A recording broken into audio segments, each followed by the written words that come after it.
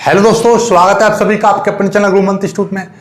आज केमिस्ट्री की वीडियो है। लेसन 5 आपका चल रहा था, तो लेसन 5 की ये नेक्स्ट वीडियो है। इस वीडियो में आज का टॉपिक है रच्छी कोलाइड क्या होते हैं, इनके उदाहरण समझेंगे और साथ में ये जानेंगे सॉलिड संख्या क्या होती है, इसकी परिभाषा, ठीक है, सब कुछ समझेंगे। और ये बहुत ज़्यादा इंपॉर्टेंट है क्योंकि रच्छी कोलाइड आ जाता है 1 नंबर में और कभी कभी 2 नंबर में आ जाता है। रच्छी कोलाइड का उदाहरण सहित इसकी व्याख्या कीजिए और सॉलिड संख्या आ जाती है, ठीक है। तो ये चीज़ पता होनी चाहिए। तो देखिएगा, स्टार्ट करते, पहले समझते हैं रच्छी कोलाइड। रच्छी का मतलब क्या है? सीधे सीधे बात है, रक्षा करने से कोलाइड, यानी कि जो रक्षा करने वाला कोलाइड होता है उसको हम रच्छी कोलाइड कहते हैं।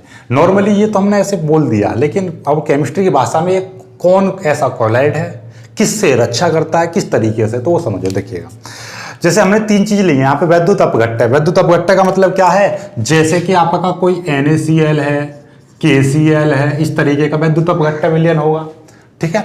फिर ये द्रव विरोधी कोलाइड, द्रव विरोधी कोलाइड का मतलब क्या है? गोल्ड सोल, जितने धातुओं के सोल होते हैं सब द्रव विरोधी कोलाइड होते हैं, ठीक है। तो जैसे गोल्ड सोल, सल्फर सोल, इस तरीके का।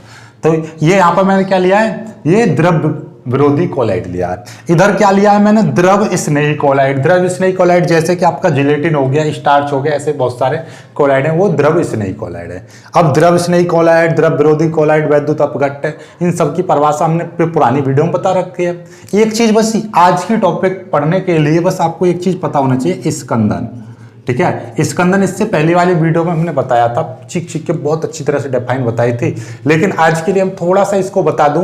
स्कंदन क्या होता है? कि स्कंदन होता है कि जब हम किसी कोलाइड में कोई वैद्युत अपघट्य मिला देते हैं तो क्या हो जाता है, उसके कण नीचे बैठ जाते हैं। इसी नीचे बैठने की घटना को हम क्या कहते हैं? स्कंदन कहते हैं, यानी कि अवक्षेपण बन जाता है। द्रव विरोधी कोलाइड के कण कहाँ पे बैठ जाते हैं? नीचे बैठ जाते हैं। तो ये अब हम बात करते हैं, जैसे कि हम किसी भी द्रव विरोधी कोलाइड में जब विद्युत अपघट्य मिला देते हैं तो क्या हो जाता है? इसका स्कंदन हो जाता है। मतलब क्या? कि जब हमने इस द्रव विरोधी कोलाइड में हमने क्या मिला दिया? ये चीज मिला दी, यानी विद्युत अपघट्य मिला दिया, तो इसका क्या हो जाएगा? स्कंदन हो जाता है। क्या हो जाता है? इसका स्कंदन हो जाता है, ठीक है। लेकिन यदि हम अभी हमने क्या करा? ये नहीं मिलाया।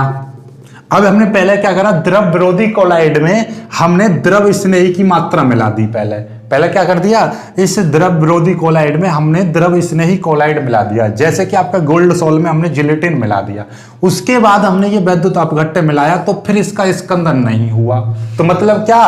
कि द्रव विरोधी कोलाइड का द्रव स्नेही कोलाइड क्या कर रहा है? रक्षा कर रहा है। किस चीज से रक्षा कर रहा है? स्कंदन से रक्षा कर रहा है। इसीलिए हम इसको रच्छी कोलाइड कहते हैं और इसी क्रिया को रक्षण कहते हैं। क्या कहते हैं? रक्षण। क्या कर रहा है? रक्षा प्रदान कर रहा है। तो मतलब क्या हो गया? मतलब ये हो गया, द्रव विरोधी कोलाइड की वैद्युत अपघट्य से द्रव स्नेही कोलाइड स्कंदन होने से बचाता है, या द्रव विरोधी कोलाइड को द्रव स्नेही कोलाइड वैद्युत अपघट्य के द्वारा स्कंदन होने से रक्षा करता है। इसीलिए इसे हम, यानी कि इसे द्रव स्नेही कोलाइड को हम क्या कहते हैं? रच्छी कोलाइड कहते हैं। क्लियर होगी बात? तो अब आपसे कोई पूछ ले कि भाई रच्छी कोलाइड क्या है, रच्छी कोलाइड बताइए, तो आप कहोगे सर कि द्रव विरोधी कोलाइड में हम वैद्युत अपघट्य मिला देते हैं तो उसका स्कंदन हो जाता है, और इसी स्कंदन को रोकने के लिए, द्रव विरोधी कोलाइड की स्कंदन से रक्षा करने के लिए हम द्रव स्नेही कोलाइड का उपयोग करते हैं। इसीलिए यदि द्रव विरोधी कोलाइड का स्कंदन द्रव स्नेही कोलाइड के द्वारा रुक जाता है, इसीलिए इसको हम क्या कहते हैं? द्रव स्नेही कोलाइड को हम रच्छी कोलाइड कहते हैं। क्लियर हो गया? और इस घटना को रक्षण कहते हैं। उदाहरण के लिए, जब हम गोल्ड सोल में, यानी कि द्रव विरोधी कोलाइड में द्रव स्नेही कोलाइड यानी जिलेटिन की मात्रा मिला देते हैं, तो NaCl के द्वारा, यानी विद्युत अपघट्य के द्वारा गोल्ड सोल का स्कंदन नहीं होता है। इसीलिए हम कह सकते हैं कि जिलेटिन एक रच्छी कोलाइड है, क्योंकि यह गोल्ड सोल का NaCl से स्कंदन होने से बचा रहा है या इसका रक्षण कर रहा है। ठीक है, क्लियर होगी बात? तो यही चीज है आपकी। तो क्लियर हो गया, ये स्कंदन समझ में आ गया। अब हम बात करते हैं स्वर्ण संख्या। स्वर्ण संख्या क्या होती है?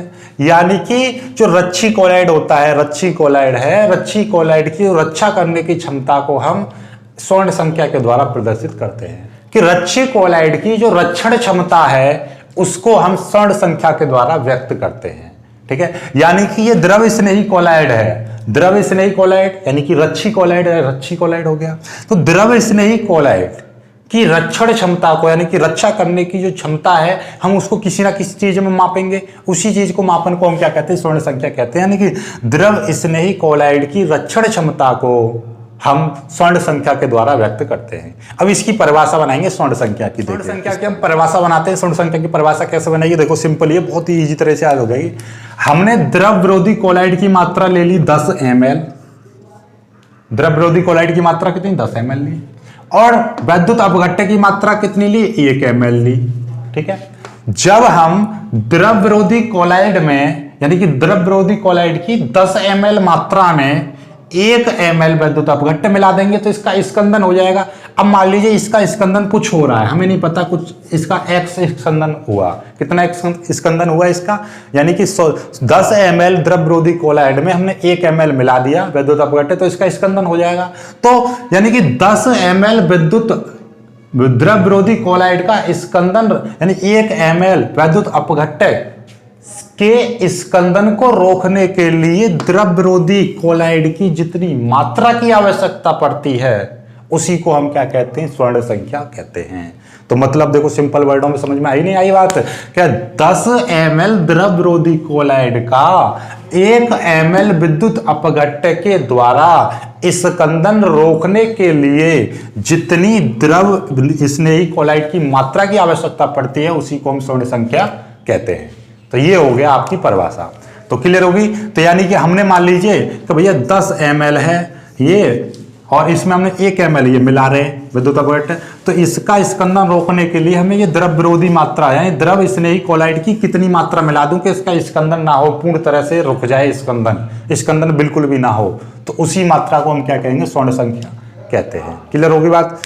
एक और खास पॉइंट है कि ये जो इसकी जो मात्रा होती है किस में होती है, इसकी जो मात्रा आएगी यानी इसकी जो मात्रा ली जाएगी वो किस में ली जाएगी, मिलीग्राम में।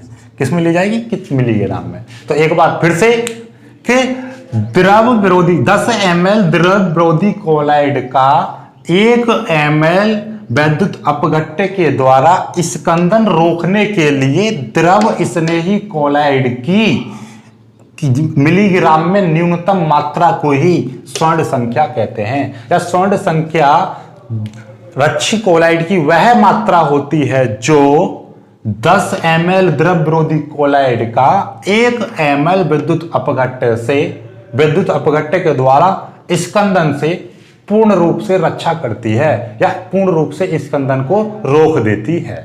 ठीक है, क्लियर हो गया बात। यानी कि ओवरऑल ये कि 10 ml विद्युत द्रव विरोधी कोलाइड का 1 ml मिलाने से जितना स्कंदन होगा उसको हम रोकने के लिए कितने मिलीग्राम द्रव स्नेही कोलाइड इसमें मिलाएं, वही mg में जो मात्रा होगी वही स्वर्ण संख्या कहलाती है। कुछ पदार्थों की मैं स्वर्ण संख्या लिख दे रहा हूं, वो आप उसको कर लीजिए। एक चार्ट आपको दिखाई दे रहा है, इसमें क्या है, रच्छी कोलाइड लिखा हुआ है, इधर स्वर्ण संख्या लिखी हुई है। रच्छी कोलाइड यानी कि जिलेटिन की मात्रा कितनी है, 0.005 से 0.01 मिलीग्राम, क्योंकि स्वर्ण संख्या किस में होती है, मिलीग्राम में होती है।